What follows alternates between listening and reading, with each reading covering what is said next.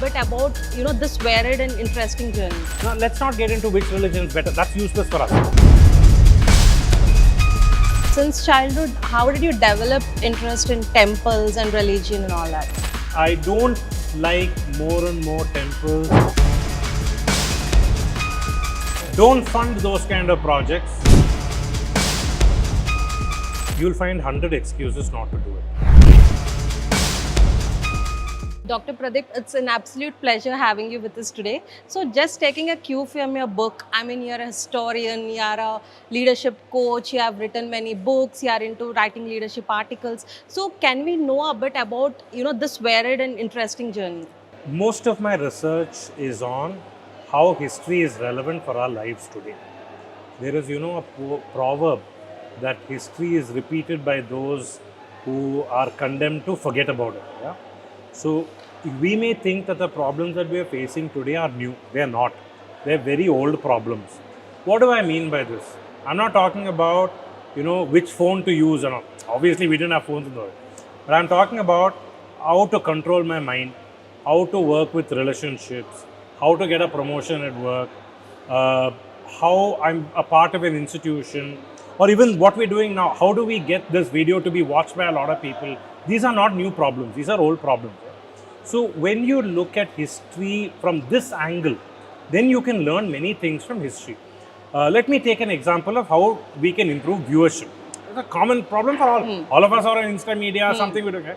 So if we take the Bhakti literature, within a short period of time, this group of people who sang in Tamil, in South India and in Sri Lanka, very quickly they changed the majority of people's mindset in Tamil Nadu away from Buddhism and Jainism towards Hinduism. Now, let's not get into which religion is better. That's useless for us. But let's look at what techniques they used to make this mindset change, to get people, to persuade people to change their religion. They use the local language. They use music. Now look at this today. If you want more reach, you need to put music in the background of your post. They did that. They spoke a language that common people would understand. They used a lot of metaphors of nature, because the minute we see nature, we feel calm. Yeah? Then they also said nice things about the people who are listening to them. So these are things very relevant for our lives today. Absolutely. That's how I look at history. So I mean, since childhood, how did you develop interest in temples and religion and all that? I had a very lucky childhood. That in summer in Chennai, where I was growing up, I'm from Tamil Nadu. Every summer we used to go to my grandparents' home in the village, and 6 generations of our family have lived in the same house. It's amazing. The house, yes, it is very amazing. And the house built up area was about 10,000 square feet. Oh my God. Huge. Huge, yes. Unbelievable in today's standards. And what was even more rare, the upstairs was about 3,000 square feet. It was filled with junk that belonged to these 6 generations. Clothes, vessels, furniture, toys, letters, old newspapers, everything was there. So I started learning about my family history, and then I started learning about history. So I mean, that must be quite interesting for people to look at now also. Yes. Absolutely. So my request is, you may not have that kind of a house. Even I don't have that anymore. Yeah? House is gone. But if you speak to your grandparents, aunts, their siblings, find out what their life story was, what their grandfather did, what their great-grandmother. You will find that there are so many inspiring families in your own family that can inspire you. Because at the end of the day, what do we want here? We want hope. Absolutely. Today, something didn't go well. I want to do it better. Not happy with my job. I want a better job. We all live in that hope, no? History and learning about our own ancestors can give us that hope, can give us that confidence that we can also solve this problem and change. Understood, sir. But once we are caught up, in the web of studies and job and all that, it becomes very difficult for people to concentrate on their passion. So there must be a point where you were very busy with, day-to-day happenings and all that. So how do you manage to, keep glued yourself to your passion? I'll give you a simple answer. Many people may not like it. Okay? If you don't like something, you'll find 100 excuses not to do it. If you Yes. really like something, you will find 100 ways to solve problems to do it. That's all. Yeah. Uh, One big problem that I had when I took to this job is my money was definitely lower. I don't get paid as much as I get otherwise. But there is a trade-off in everything. You can't get everything in life. You have to let go of something. So it's a choice that we need to make. That's all I can say. Yeah. Sometimes that choice works well, sometimes it doesn't work. And there are disadvantages in every decision that we take. There are many disadvantages in mine also. So, based on the pitch talk you have given today, you went into the nitty gritties and intricacies of each and every important temple in Tamil Nadu. So, that must have taken a lot of time for you to, go through all that and come to a decisive conclusion and all that. So, how did you, get into all that? So, basically, because you had to go into a lot of history and, examine, explore the temples and all that. So, can you please explain our viewers how the whole process went along? I was able to do it because I traveled. I believe this, if you truly want to do something impactful in history, you need to travel to those actual spots and you need to know the local language. Now, if I want to create something like this for Andhra and Telangana temples, I cannot do it unless I know Telugu. I must, to really understand the soul Yeah. of the place, I need to know Telugu and I need to go and visit those, not just visit those places, I need to talk to the people who are living there. History and temples is not for people like us sitting in Hyderabad and watching these TV programs. Absolutely, yeah. It is for the villagers who are living there, who are protecting that temple. We need to understand their emotions, their heartbeat, for which I need to know the local language. So I'm very happy today. More and more children are getting interested in history. Slowly going are the days when only you could be an engineer or a doctor. More widespread acceptance Yes. that there could be other things. But in this, children who are interested in history must learn other languages.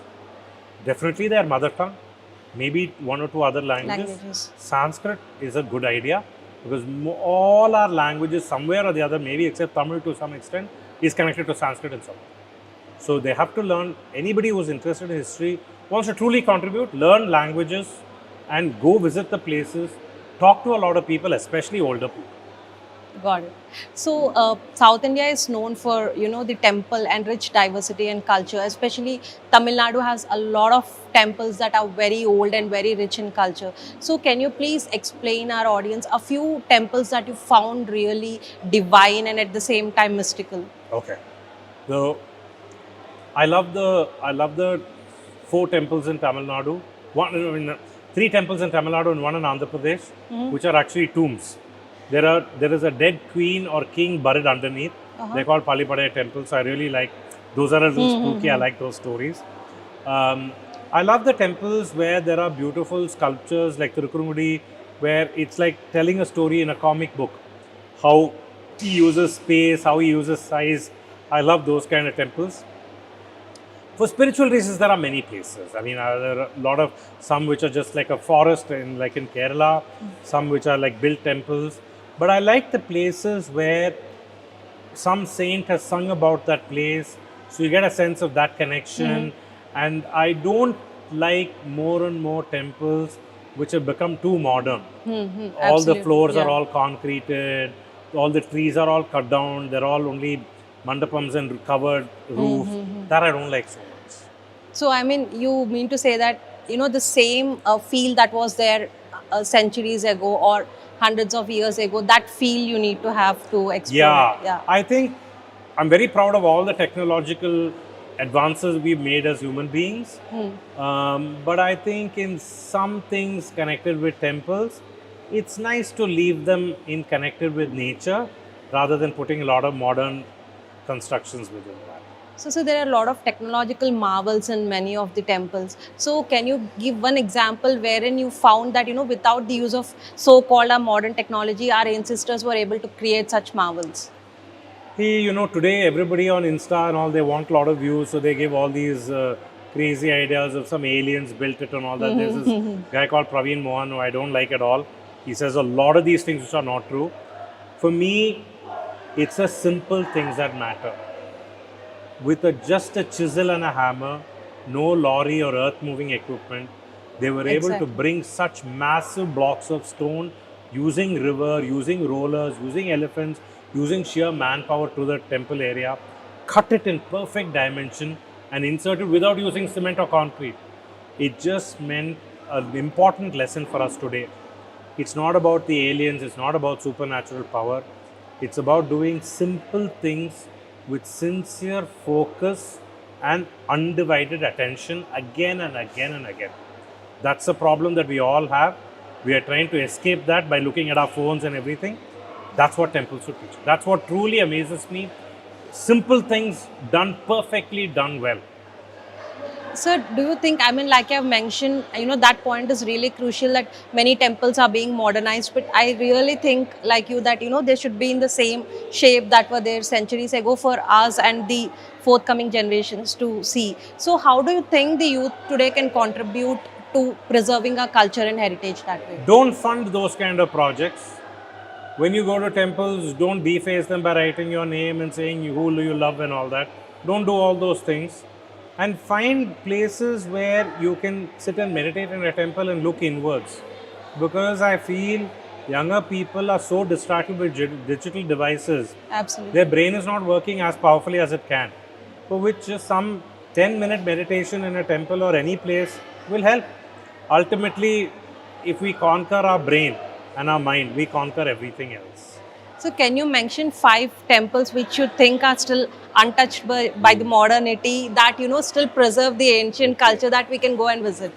Right. So, the Bradishwara temple in Tanjavur definitely.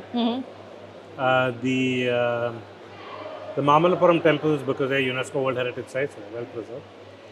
Manarkoil and Brahmadesam and Alvar Nagari, which are all near Tambraparni, fairly well maintained even today. And in Pudukkottai district, there are still many village temples under the trees where nothing has changed a lot. It's still very much the same. Little pond, tree and a small temple. Yeah.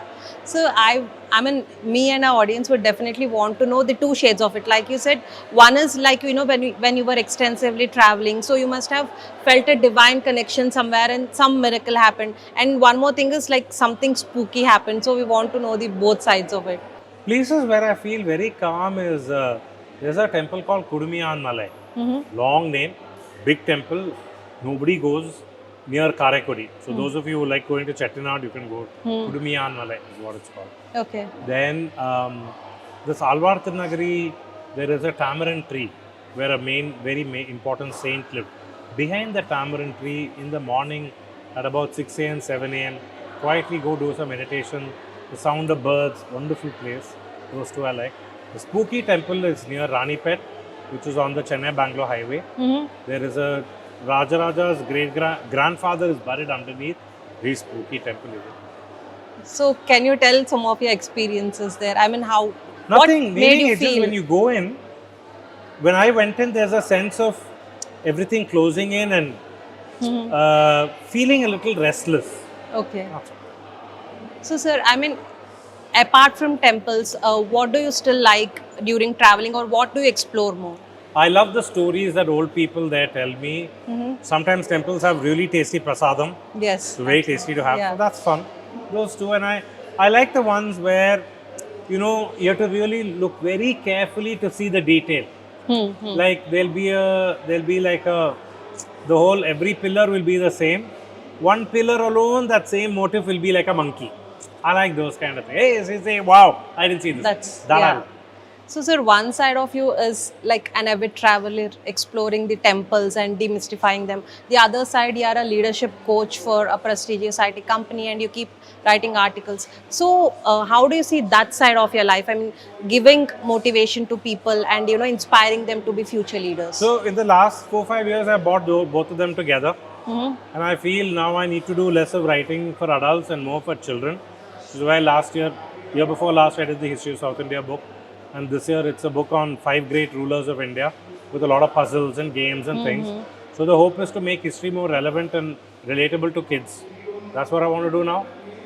So, sir, how do you see yourself contributing over the next decade or, next 20 years to the history of Indian culture, and how do you want to inspire kids, to be interested in history, because as much as they should be, they're not now. So how do you plan over that? No, I think a lot of kids are interested in history. And I'm glad that a lot of books are coming out, a lot of YouTube videos are coming out, a lot of Instagram videos are coming out. But it's also too many of them. Sometimes they're not accurate, so you got to figure out which is the right, which is the not so good ones. Sensationalist ones. Don't look for this alien connection, spooky Absolutely. stories Yeah, and all. yeah. Go in deeper into what they really mean. Then you'll be fine. There's a lot of stuff available for free now, which is good in a way, bad in a way. But kids are intelligent. Yeah, they'll figure it out. But try and read more, and even if you can't manage 10 minutes, 5 minutes first, 6 minutes, slowly, that'll really help. Because when you read, then your mind works harder to create an image, much more powerful than watching something. So do you plan to have batches of people who are interested, or kids, you can guide them or take them to the temples that you like? So I do that every year around June. okay. I get parents and kids to come over to my homestay in Alvartha Nagari. It's called Anantya the village. They come there for 3 days. We don't look at only at temples. Okay. We look at local food. I teach kids how to make a local dish. We learn Silambatam, which is the old martial art that the Brits worked really hard in eradicating, but we still have. We look at some of the really diverse ecological environments over there. And so we give a holistic understanding, get them to talk to a local farmer, local fisherman, to see what their problems are. Give them a holistic sense of how to see a district, how everything is maybe looking different, but they're actually all connected. So do that every June. So that keeps me happy. Hope we join you soon, sir. I'd love to do that. Yeah, and how do you think governments and society should contribute in preserving our culture, and do you think it's happening right now? Look, like I said earlier, if you want to do it, we can do it. If you don't want to do it, we won't do it. Yeah. I don't worry too much about what the government does, what society does. I try to figure out what I can do.